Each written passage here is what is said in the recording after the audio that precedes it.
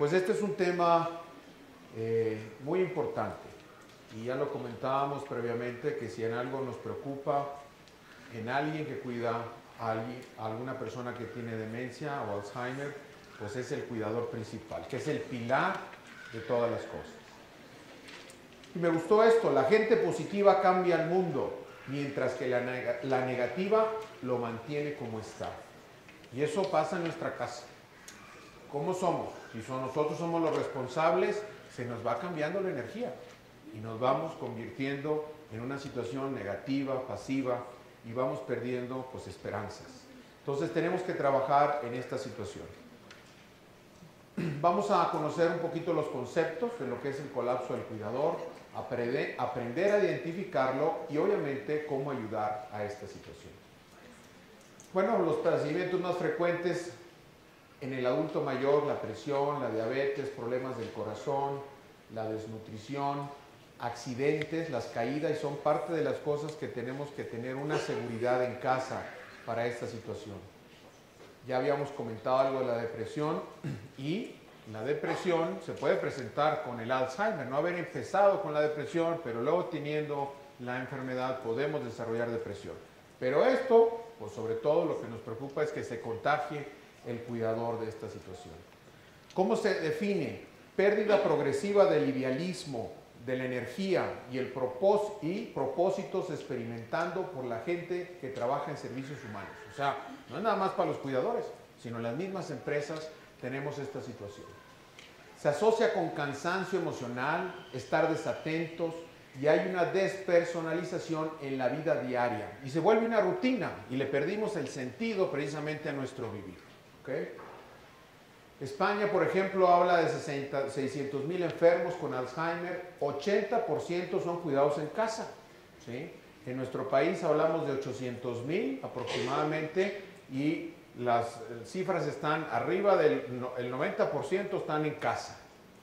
65% de los cuidadores tienen cambios sustanciales una vez que se convierten en cuidadores. Y 20% tienen esto del colapso del cuidador, o en inglés se le conoce como burnout, ¿verdad? ¿Quiénes son las características que lo presentan? Principalmente las mujeres. ¿Por qué? Porque son las cuidadoras principales. Es la esposa, ¿verdad? O es la hija, la que no se casó y que le tocó quedarse en casa y entonces se convierte en la cuidadora. Y todo el mundo voltea, no, pues es tu responsabilidad, porque nosotros estamos casados y que no sé qué, ¿verdad? Mayores de 50 años, obviamente, porque pues, nuestro paciente es mayor y no reciben ayuda de otra persona, el 40%. Estas son estadísticas españolas, ¿ok? Yo no sé cómo anden aquí, pero, ¿verdad? Yo creo que es alto también el asunto. Los familiares cuidadores.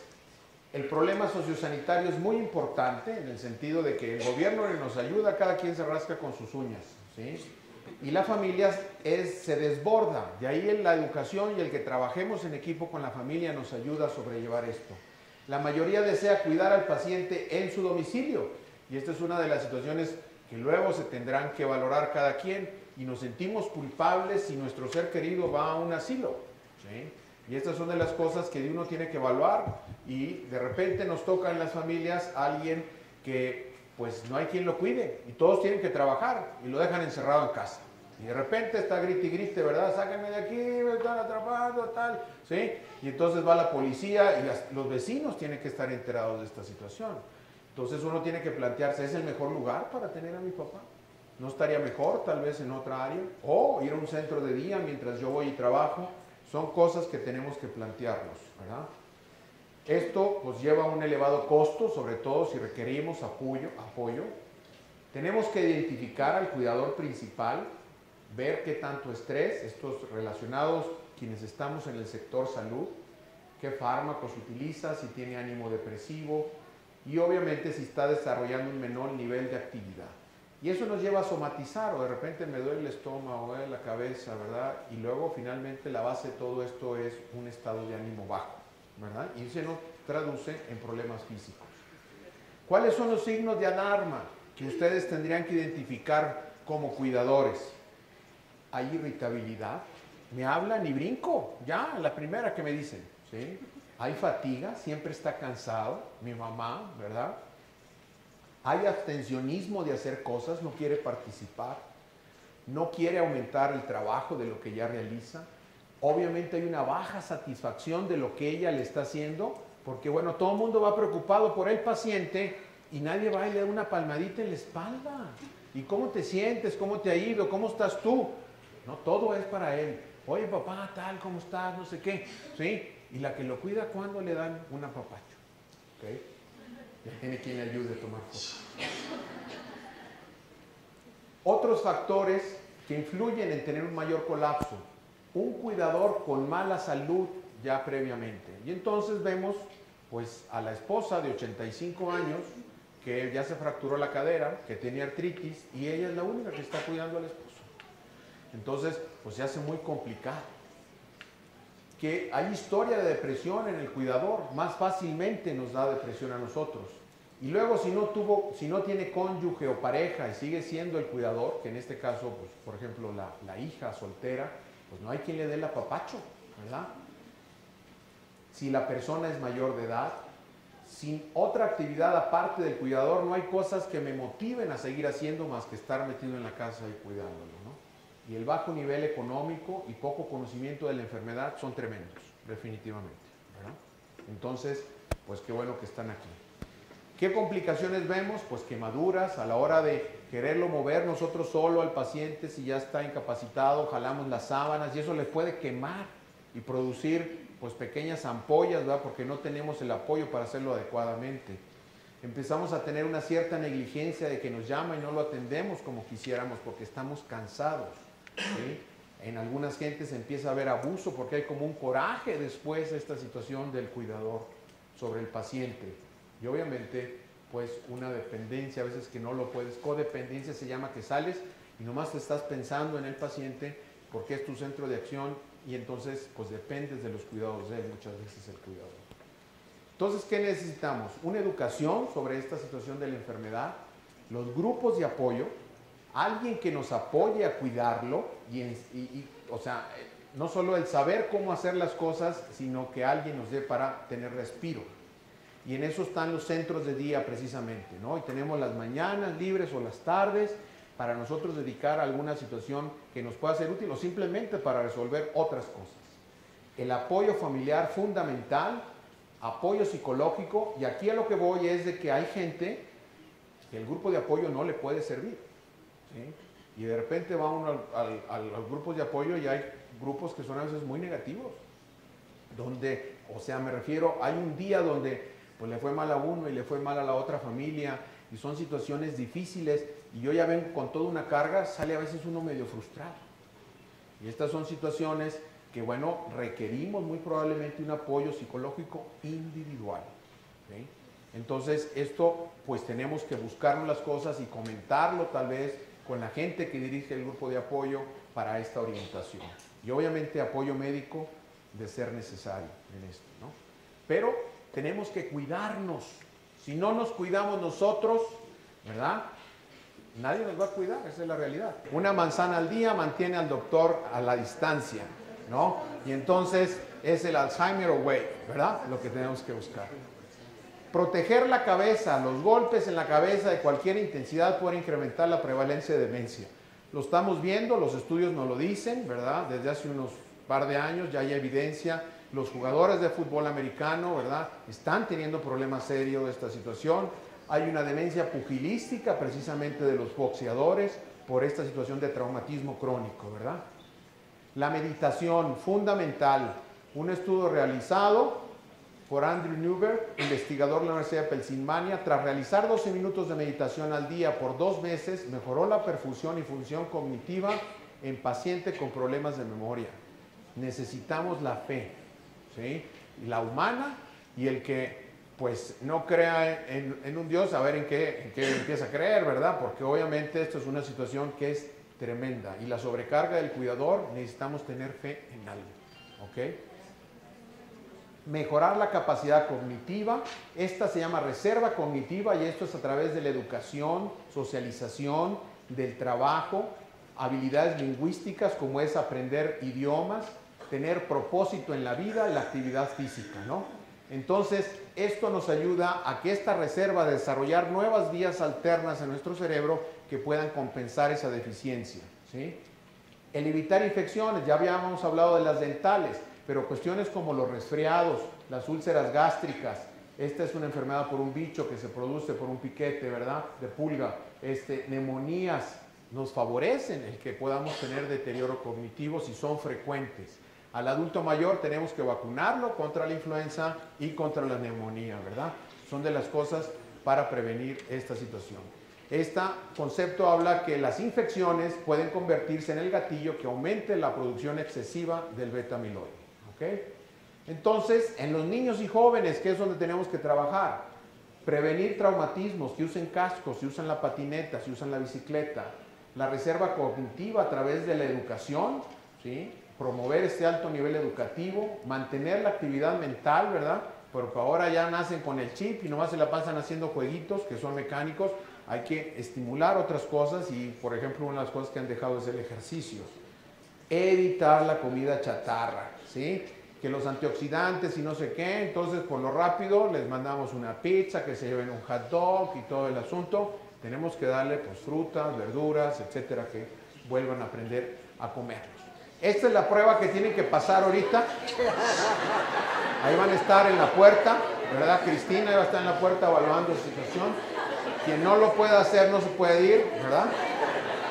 Entonces, obviamente, esta es una imagen que va a ver un ejemplo, una mujer que fue gimnasta y a sus casi 80 años, ¿verdad? Mientras llega el camión, bueno, vamos a aprovechar el tiempo, ¿verdad?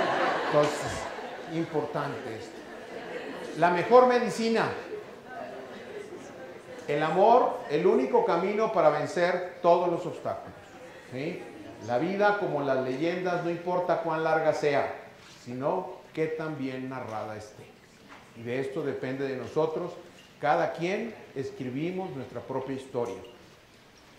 Y bueno, pues quiero agradecer obviamente la invitación a TASE y decir que ustedes tienen que ser parte importante de esta asociación aquí en Quito, para unirse y obviamente pugnar por sus seres queridos y otros que vienen o venimos en el camino.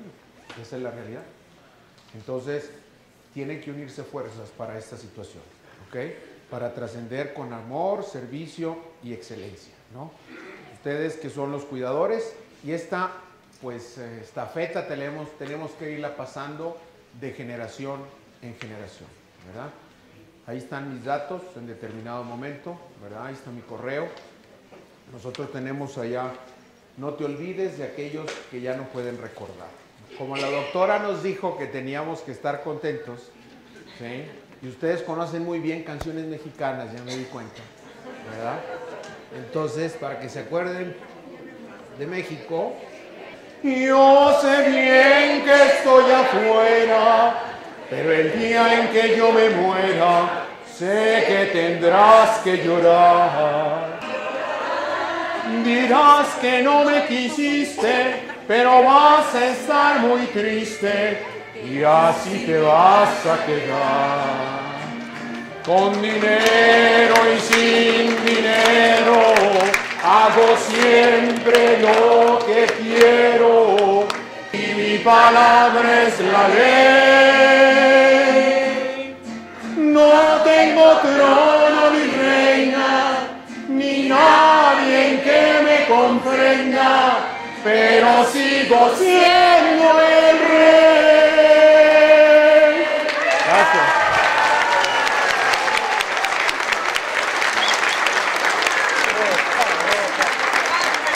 Hemos podido ver, pues, la enfermedad tiene mucho que ver con la emotividad y con la psicología. Por lo tanto, mi inquietud es, ¿el paciente debe saber que tiene Alzheimer? Soy de la idea que tenemos que decir la verdad, por supuesto, pero hay formas de decir la verdad. Y yo a muchos pacientes que traen esta carga les digo, tenemos problema de memoria, hay que ver cómo van a seguir las cosas. Y con el tiempo, a veces dejan de preguntarlo, ¿sí? Entonces, en lo que les comentaba yo, ya hay grupos de apoyo de pacientes jóvenes, ¿verdad? O sea, cercanos a los 60 años o en los 60, que dicen, yo tengo Alzheimer y ya lo ves evidente, sí tiene. Y tenemos que trabajar en esa situación. Entonces, No a todo mundo tenemos que decirle en ese momento, ¿verdad? Esto no es tan bien como la hipertensión y la diabetes, que tomas una muestra y tienes el diagnóstico ahí y ya lo tienes que comunicar. Esto es un proceso que empieza paulatinamente. Escuché que usted es un experto en bioética y quisiera saber su criterio personal y profesional sobre qué hacer cuando un familiar de una persona con Alzheimer se enfrenta a que el paciente se ha olvidado de algún acontecimiento muy importante en la vida de un ser querido, caso concreto, la muerte de su cónyuge. Entonces busca a la persona fallecida, pregunta por él y quisiera saber su criterio, ¿qué debe hacer la familia? ¿Toda la familia tiene que estar ahí? No, mamita, pues ya pasó, ya falleció, etcétera, ya está mejor y todo. De repente lo dice uno y se quedan tranquilos. Y luego vuelven a insistir sobre esa pregunta. Y enseña uno la foto. Cuando ya se hace muy estresante esta situación, a veces, para uno lo más fácil, salió, se fue a trabajar, al rato viene. ¿Ok? Pero acuérdense que no siempre lo va a grabar. Y a veces es un mecanismo de defensa del mismo organismo porque ya no lo ubicaba. ¿Sí? Entonces tenemos que ver qué es lo que le da más tranquilidad a nuestro ser querido. Y no a fuerzas querer imponer lo que nosotros creemos que debe ser. ¿Verdad? Entonces ese es el conflicto a veces entre las mismas familias, ¿no? Y entonces uno llega y preguntarle, a ver, ¿cómo se llama tu nieto? Y cómo no sé qué, ¿verdad? Y tal. ¿Y qué pasó el día de ayer? No nos sirve esta situación. Nada más nos estresa. Y con eso queremos saber si la medicina está funcionando o no. Los medicamentos, por ejemplo, dicen, ese es el medicamento de la memoria. Y a veces donde menos funciona es en la memoria. Donde nos ayuda es a que participen más, de que estén atentos, de que tengan iniciativa, que contesten el teléfono, que ayuden en la cocina, en otras cosas que no es lo cognitivo de la memoria. Entonces hay que entender esa situación también.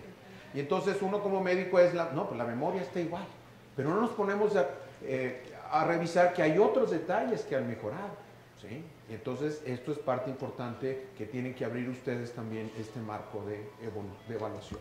Mi padre tiene Alzheimer, yo vivo con él. A raíz de que él tuvo una bronquitis, una neumonía, salió del hospital y le aplicaban bastante oxígeno. Nosotros continuamos con el proceso de oxígeno, le damos en la mañana y en la tarde y muchas veces al mediodía, media hora, 45 minutos. Y eso ha ayudado bastantísimo en su cambio, en su evolución.